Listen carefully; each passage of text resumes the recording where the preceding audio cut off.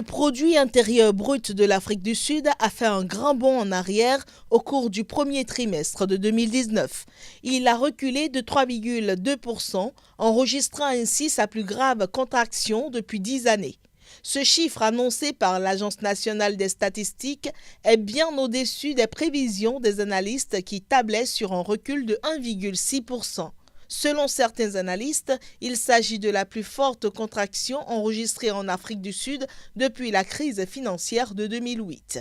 Elle reflèterait, selon eux, la situation désastreuse du pays et s'explique essentiellement par les mauvaises performances des secteurs de l'agriculture, de l'industrie manufacturière et des mines qui ont vu leur activité chuter de respectivement 13%, 8,8% et 10,8%. S'agissant des exportations, elles ont chuté de 26,4% durant le premier trimestre 2019, tandis que les importations ont reculé de 4,8%. Cette situation intervient dans un contexte où le président Cyril Ramaphosa a promis de restaurer l'espoir dans un pays accablé par le chômage et les inégalités. Cyril Ramaphosa s'est aussi engagé à relancer l'économie sud-africaine en attirant quelques 100 milliards de dollars d'investissements étrangers et en combattant la corruption. Depuis quelques années, l'économie sud-africaine est en berne, après avoir enregistré des taux de croissance de l'ordre de 5% entre 2004 et 2007, notamment en raison de la chute des cours des matières premières, de la propagation de la corruption et de la multiplication des mouvements sociaux dans des secteurs stratégiques comme les mines et l'industrie. La croissance du PIB du pays n'a pas dépassé 2% depuis 2013.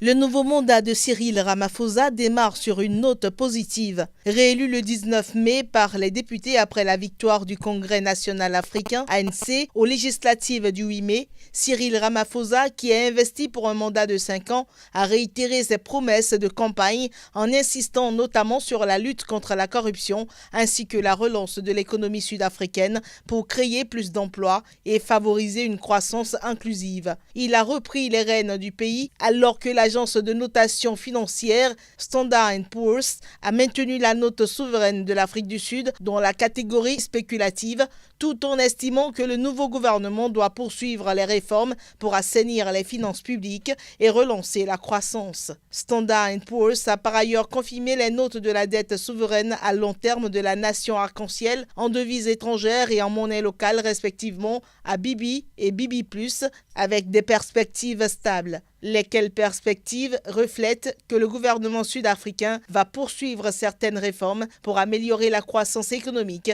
et tenter de contenir le déficit budgétaire. La note de Standard & Poor's a rendu publique après celle de Moody's, la seule des 3 principales agences de notation à maintenir encore l'Afrique du Sud dans la catégorie d'investissement. Cette agence a en effet confirmé récemment la note Baa3 de la nation arc-en-ciel, soit un cran au-dessus de la catégorie spéculative attribuée par Standard & Poor's.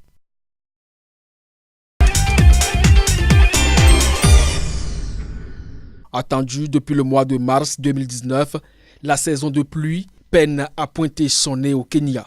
Le pays semble en train de connaître une nouvelle année de faibles pluies.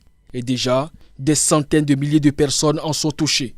Selon la Croix-Rouge, plus d'1 million de personnes sont en situation d'insécurité alimentaire. D'après la Banque mondiale, cette situation va limiter la croissance du pays qui va s'afficher à 5,7% contre 6,3% annoncé par le gouvernement d'Ourou Kenyatta. L'économie kenyane risque par ailleurs une instabilité, surtout dans le secteur agricole, qui pèse à lui seul 22% du produit intérieur brut.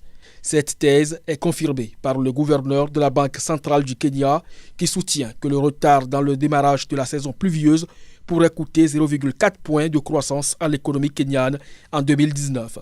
À l'en croire, le taux de croissance économique, qui a atteint 6,3% en 2018, pourrait ainsi descendre cette année à 5,9% dans l'hypothèse d'un mauvais déroulement de la saison pluvieuse. Notons qu'en 2018, le secteur agricole kényan s'était remis de la sécheresse enregistrée un an plus tôt en affichant une progression de 6,6% grâce à des conditions climatiques favorables. 56% des travailleurs sont employés dans l'agriculture qui représente aussi 65% des exportations du pays.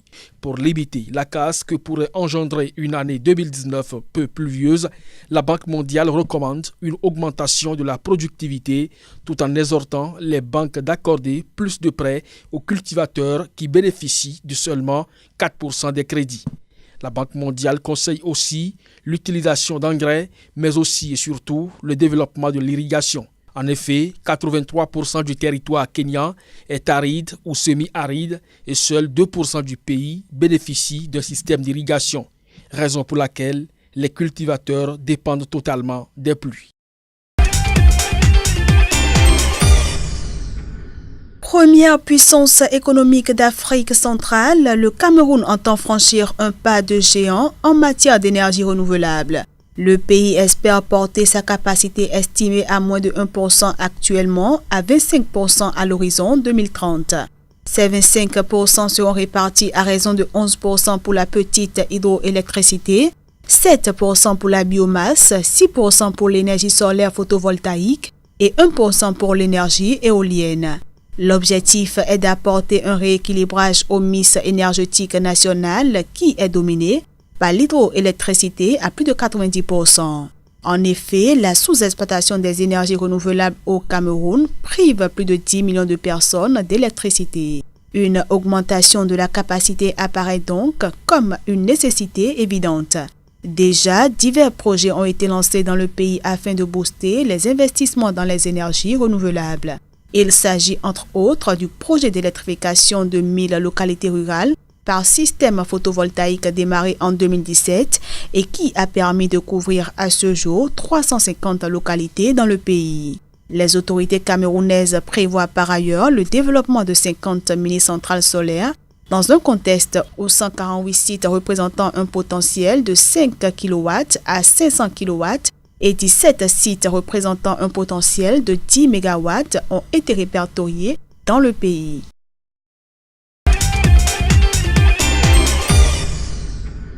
2019 s'annonce comme une année difficile pour le secteur du transport aérien. À l'origine de cette situation, la hausse du prix du pétrole et les tensions commerciales.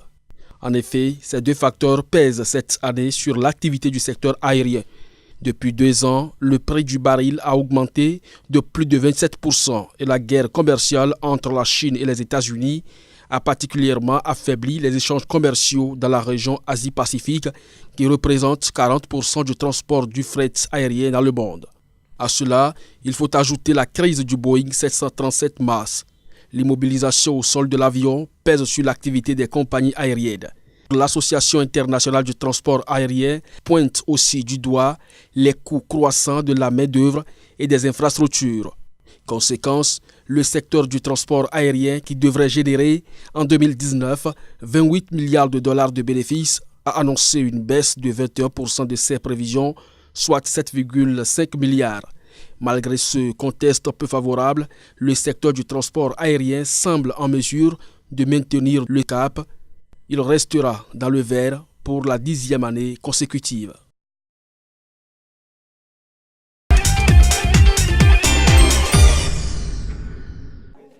Comme dans la vraie vie d'adulte, ces collégiens apprennent à gérer leur budget par un jeu. Alors pour vous, je vais vous donner la prime d'activité de 100 €. Alors la prime d'activité... Dilemme, développé par une association de lutte contre le surendettement, les met à chaque tour face à un choix, économiser ou bien se faire plaisir. Sans oublier les obligations qui incombent à chaque chef de famille, payer son loyer, sa mutuelle et d'éventuels cours d'anglais. On n'apprend pas forcément dans le milieu scolaire l'éducation budgétaire. Et puis on voulait aussi démystifier le conseiller bancaire voleur, comme certains nous disent, au profit du conseiller bancaire, partenaire. Combien rapporte un livret A? Que faire si j'ai cassé les lunettes d'un ami? Travailler ou non quelques heures supplémentaires? Dilemme, ça donne à réfléchir. Même en ayant un salaire plutôt moyen, on peut quand même réussir à s'en sortir, il faut juste apprendre à gérer son budget. Ils ont 10 ans de plus et se posent des questions du même ordre. Ces élèves ingénieurs pourraient un jour devenir chefs d'entreprise. La Banque de France a développé justement pour ce public Aventure Entrepreneur. Un client grand compte, ça peut rapporter beaucoup d'argent, mais vigilance. Ça ne vous rapporte pas de la trésorerie immédiatement. Ils ont 4 trimestres pour faire leurs preuves et gérer les aléas positifs comme négatifs de l'entrepreneuriat. On a quand même des interactions entre chacune des entreprises, donc on voit que ce n'est pas notre entreprise, on l'a créée dans notre petite bulle. On voit qu'on doit interagir avec le monde environnant et le contexte économique. Il existe au moins 2 autres jeux de plateau sur le marché, des simulations qui aideront peut-être les Français, réputés piètres financiers, à y voir un peu plus clair.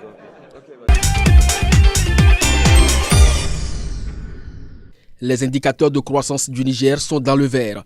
Selon une mission du Fonds monétaire international en fin de séjour dans le pays, la stabilité macroéconomique reste fermement établie et la croissance économique, estimée à 6,5% en 2018, a dépassé les attentes malgré un environnement sécuritaire plus difficile et devrait rester forte en 2019, portée par la vigueur des secteurs de la construction et des services ainsi qu'une augmentation de la production de pétrole.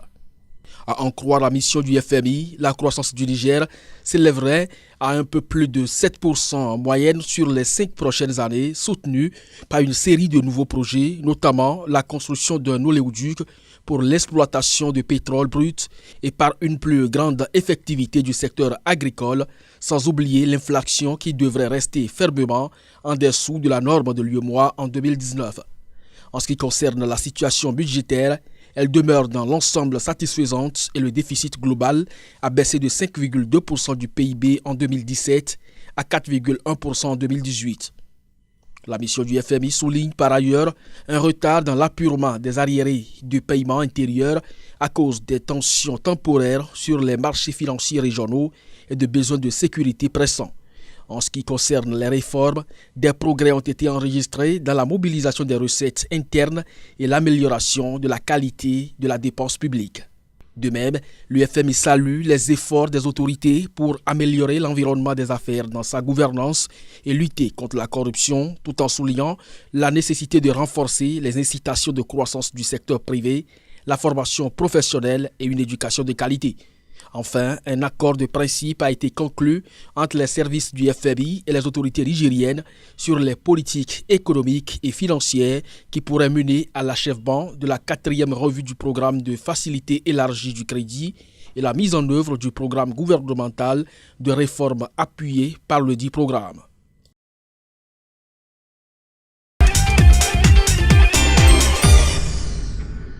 « 6,3%, c'est le taux de croissance que l'économie ougandaise devrait enregistrer au cours de l'exercice fiscal 2019-2020. Cette performance qui surpasse légèrement les 6% initialement annoncés sera essentiellement réalisée grâce à l'accélération annoncée de la croissance dans les secteurs du commerce et de la manufacture. Les experts pointent aussi du doigt les investissements publics et privés dans les infrastructures, ainsi que les performances des secteurs agricoles et touristiques qui devraient tous enregistrer une hausse significative. En effet, le gouvernement ougandais a intensifié ses investissements dans les infrastructures en prévision des revenus de la production de pétrole prévus pour démarrer d'ici à 2022. Mais ces investissements ont entraîné une hausse de la dette publique du pays qui, selon le Fonds monétaire international, devrait atteindre les 50,7% en 2021-2022. Ceci dans un contexte où le Parlement ougandais estime qu'un report de la production pétrolière ainsi que la détérioration du climat sécuritaire et politique menacent de saper la confiance des investisseurs. Parallèlement, les élections générales de 2021 devraient augmenter les dépenses de l'État, tandis que le déficit budgétaire continue de s'accroître et pourrait atteindre moins 7,2% en 2019-2020. D'après le FMI qui annonce pour le pays une croissance moyenne de 6 à 7% au cours des 5 prochaines années.